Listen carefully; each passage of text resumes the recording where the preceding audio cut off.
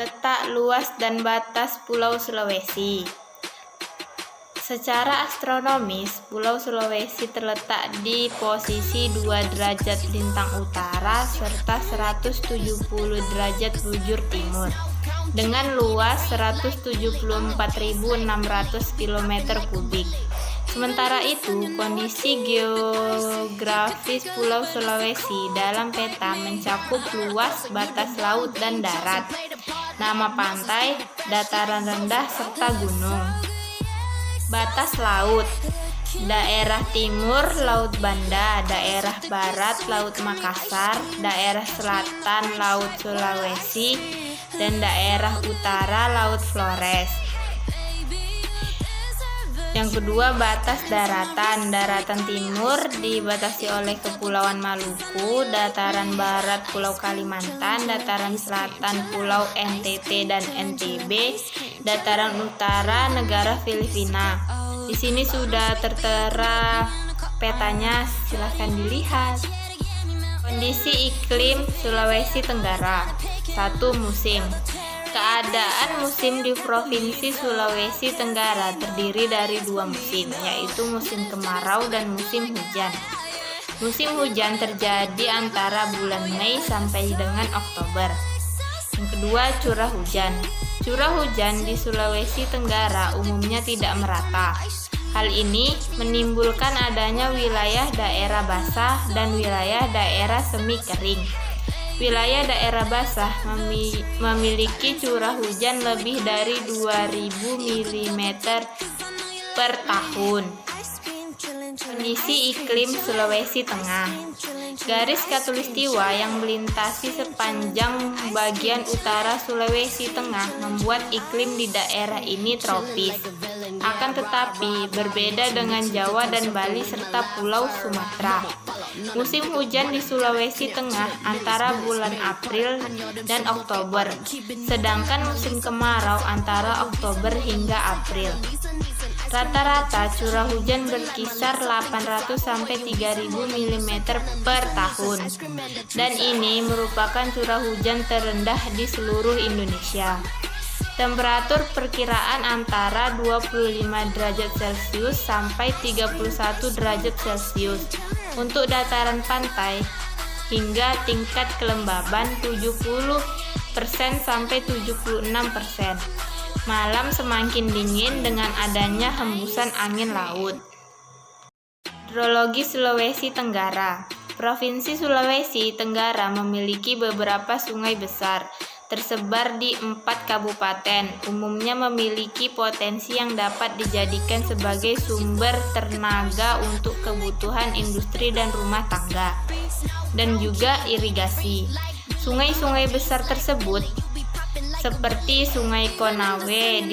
Di sungai ini terdiri bangunan Wawotobi yang mampu mengairi sawah seluas 18.000 hektar. Selain itu, ada Sungai Lasolo, Sungai Roraya, Sungai Sampolawa, Sungai Mandasa, Sungai Kabangkabulano, Sungai Loya, dan lain-lain.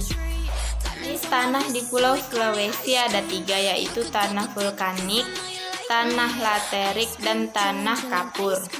Yang pertama, tanah vulkanik yang bercirikan butir tanahnya halus hingga menyerupai abu, tidak memudah terbang bila ditiup angin. Tanahnya sangat subur, banyak mengandung unsur hara yang dibutuhkan tumbuhan.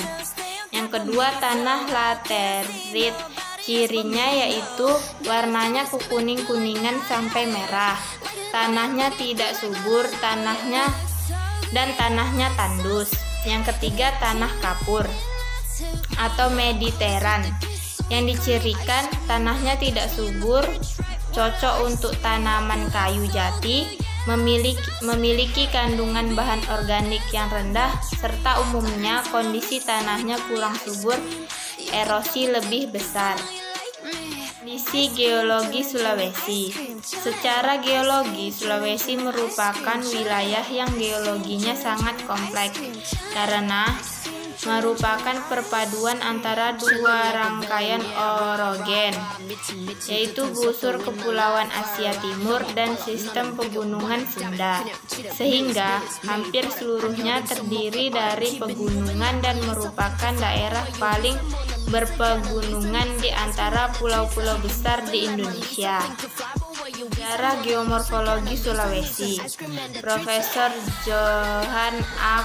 Katili, ahli geologi Indonesia yang merumuskan geomorfologi Pulau Sulawesi, bahwa terjadinya Sulawesi akibat tabrakan dua pulau, Sulawesi bagian timur dan Sulawesi bagian barat, antara 19 sampai 13 juta tahun yang lalu, terdorong oleh tabrakan antara lempeng benua yang merupakan fondasi Sulawesi Timur beserta pulau-pulau Banggai dan Sula, yang pada gilirannya merupakan bagian dari lempeng Australia.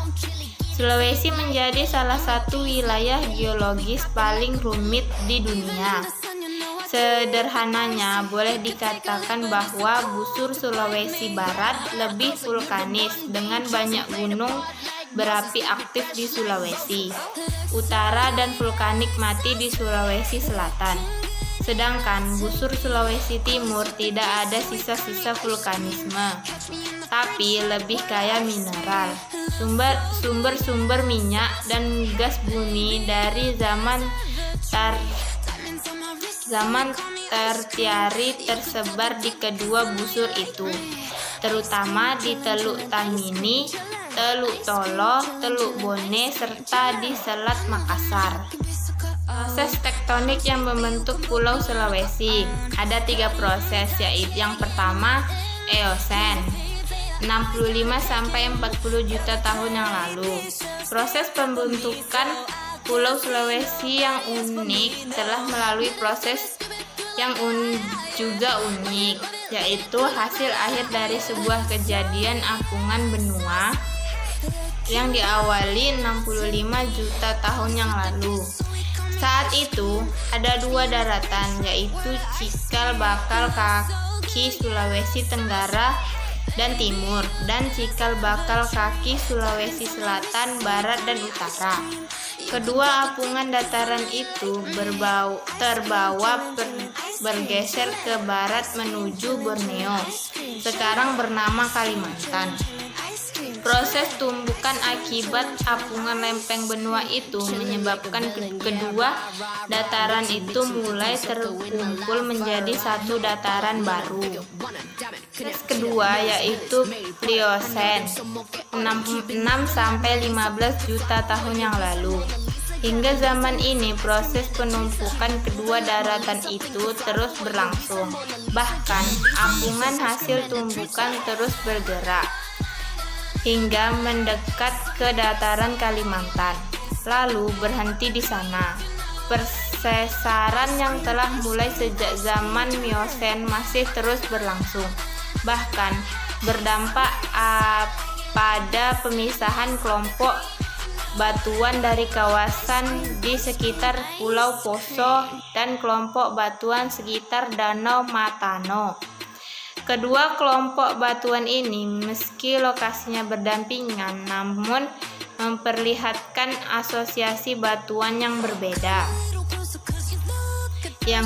Yang ketiga, Plitocene, 4 sampai 2 juta tahun yang lalu. Pada zaman ini mulai berlangsung fenomena baru, yaitu proses pemekaran dasar samudra di laut antara Kalimantan dan Sulawesi. Sekarang dikenal dengan Selat Makassar. Pemekaran dasar samudra ini menyebabkan cikal bakal atau Pulau Sulawesi Purba. Dan Pulau Sulawesi Purba ini kembali bergerak ke timur menjadi Kalimantan. Kecepatan gerakan apungan di atas lempeng benua adalah peristiwa yang berlangsung perlahan namun konsisten dengan laju beberapa sentimeter per tahun.